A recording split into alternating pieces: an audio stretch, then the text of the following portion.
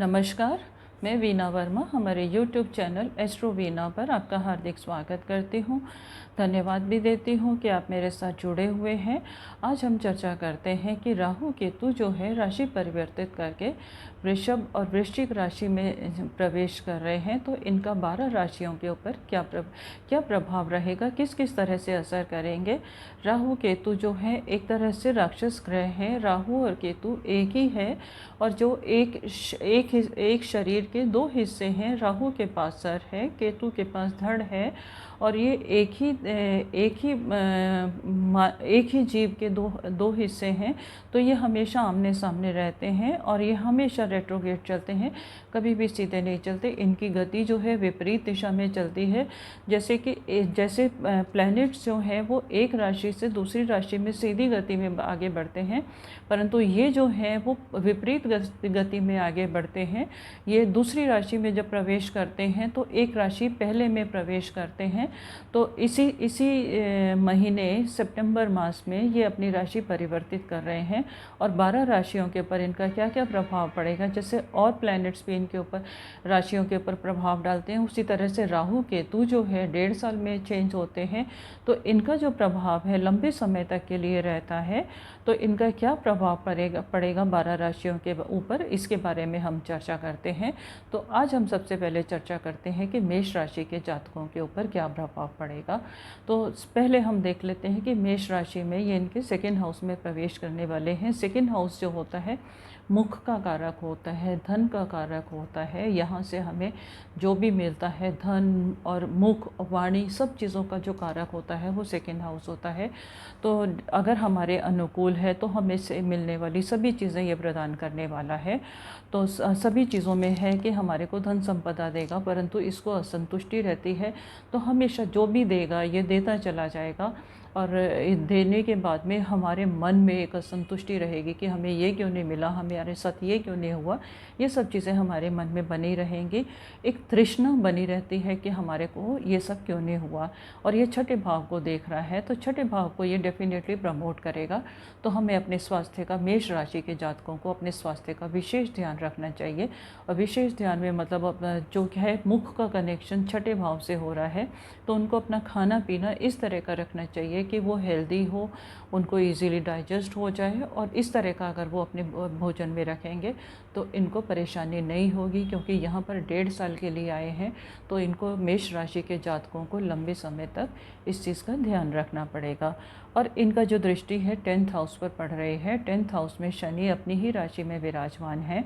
तो उस चीज़ को ये क्या है कि राहु असंतुष्ट ग्रह है, इसको कभी भी शांति नहीं मिलती। जब शांति नहीं मिलेगी तो कुछ ना कुछ क्रिएट करता रहेगा और उसको बल देता रहेगा कि नहीं मुझे और चाहिए और चाहिए। तो डेफिनेटली इनके कर्म भाव को प्रभावित करेगा। कर्म भाव को प्रभावित करेगा तो मेष राशि के जातकों को कुछ नई अपॉर्चुनिटीज़ मिल सकती हैं, जिसके लिए काफ़ी समय से इंतज़ार कर रहे थे। परंतु सेटिस्फेक्शन की मैं गारंटी नहीं लेता कि उनको सेटिस्फेक्शन मिल जाएगी। पर हाँ, इनको नई अपॉर्चुनिटीज़, कुछ रुके हुए काम इस 1.5 साल के बीच में होने वाले हैं। इस चीज़ का ये ध्यान रखें। और केतु जो है इनके अष्टम भाव में प्रवेश करेंगे। तो अष्टम भाव में भी अष्टम भाव जो है रेजिस्टेंस का भी भाव होता है, लॉन्गेविटी का भी भाव होता है, आयु का भी भाव होता है। तो इनकी आध्यात्म की तरफ थोड़ी सी रुचि ज़्यादा बढ़ेगी। और इनकी द्वादश भाव पे जो दृष्टि पड़ रही है तो इनके भ्रमण यात्रा, इनके योग बन रहे हैं। कभी कभी इनको व्यथा भी भ्रमण करना पड़ेगा। हो सकता है कि ये यात्राएं करके आए। कुछ धार्मिक यात्राएं भी योग बन रहे हैं। धार्मिक यात्राओं के ऊपर ये ज़रूरी नहीं है इनको संतुष्टि मिल जाए। धार्मिक यात्राओं की तरफ रुझान इनका रहेगा, पर कभी कभी ये फिजूल की यात्राएं भी कर सकते हैं, क्योंकि केतु के पास मस्तक नहीं है, दिमाग तो राहु का चलता है। जब बिना सोचे समझे अगर यात्रा करेंगे तो ज़रूरी ये भी हो सकता है हमारे साथ कि कुछ यात्राओं के हमें अनुकूल परिणाम मिले, कुछ यात्राओं के हमें अनुकूल हमारे हिसाब से परिणाम ना मिले। उसकी दृष्टि जो है, केतु की जो दृष्टि पड़ रही है वो 4th हाउस पर भी पड़ रही है। 4th हाउस जो है चंद्र का हाउस है, चंद्रमा का घर है। तो चंद्रमा की जो केतु के साथ में जो है संबंध जो है बहुत ज़्यादा मधुर नहीं रहते। कभी कभी तो चंद्रमा को ये बहुत बल दे देता है, परंतु कभी कभी जो ये चंद्रमा को इरिटेट भी करता है। चंद्रमा को ग्रहण भी केतु ही लगाता है। तो 4th हाउस में दृष्टि पड़ने के बाद इन जातकों का जो घर के अंदर हो सकता है सुख शांति ना हो, कुछ ना कुछ टेंशन हो, परिवार के लोगों से अनबन भी हो सकती है, स्थान परिवर्तन का योग भी बन सकता है। हो सकता है कि अपना घर चेंज करके दूसरे घर में प्रवेश करें। ये केतु जो है मेष राशि के जातकों के साथ करा सकता है। और प्रॉपर्टी से रिलेटेड अगर कोई इनके लेन देन और कुछ ना कुछ डिस्प्यूट चल रहे हैं तो कुछ मुश्किलात के बाद ही वो सॉर्ट आउट होने वाले हैं। प्रॉपर्टी के मामले हो सकता है इनको उतना फ़ायदा मिले ना मिले जितना ये उम्मीद करके बैठे हैं, परंतु प्रॉपर्टी से रिलेटेड जो इनके मामले हैं जो काफ़ी समय से अटके हुए थे, इस महीने के बाद में सॉर्ट आउट हो जाएंगे और डिसीज़न इनके फेवर में जाएगा।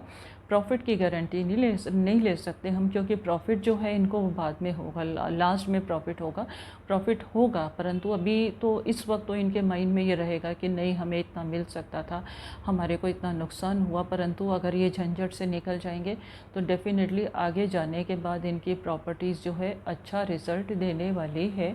तो इनके लिए सलाह यही है कि ये थोड़ा सा मिथ्या भ्रमण से बचे रहें और डाउट्स मन में ना रखें, सबके साथ सौम्य व्यवहार बना के रखें और अपनी वाणी में मधुरता लेके आएँ तो इनको हमेशा फ़ायदे ही होंगे। क्योंकि राहु हमें सब कुछ दे सकता है, अगर हमारे अनुकूल हो तो वाणी में मधुरता रहेगी, खान पान इनका अच्छा रहेगा, तो मेष राशि के जातकों को इस 1.5 साल में बहुत कुछ मिलने वाला है। इनके लिए अगर हम उपाय में जाएं तो इनको गणपति की और माता सरस्वती की उपासना करनी चाहिए। इन दोनों से इनको बहुत फल मिलेगा। और ये अगर अपनी हेल्थ के लिए पक्षियों को रेगुलर दाना डालते रहें, और पक्षी जब दाना खा के खुश होकर आकाश में ध्वनि करते हैं उसको ये सुनेंगे तो इनके अंदर डेफिनेटली पॉजिटिविटी आ जाएगी। इनको एक बहुत सरल उपाय करना है, यही सरल उपाय से इनके जीवन की बहुत सारी कठिनाइयाँ दूर हो जाएंगी। और उम्मीद करती हूँ ये जानकारी से आपको बहुत फ़ायदे होंगे, आप पूरे फ़ायदे ले सकते हैं और आगे ध्यान भी रख सकते हैं। यह आपके लिए फ्रूटफुल हो, लाभदायक हो, इसी आशा के साथ मैं आपके साथ जानकारी शेयर कर रही हूँ। और अगर आपके मन में कोई डाउट है तो आप बेझिझक मुझे कमेंट बॉक्स में लिख सकते हैं, मुझे व्हाट्सएप पे मैसेज कर सकते हैं, मुझे ईमेल कर सकते हैं। मैं आपको जवाब दूंगी और आपकी शंकाओं का समाधान करने की पूरी कोशिश करूंगी। धन्यवाद। और अब दूसरे एपिसोड में हम चर्चा करेंगे वृषभ राशि के जातकों के साथ क्या होगा राहु केतु की राशि परिवर्तन का। धन्यवाद।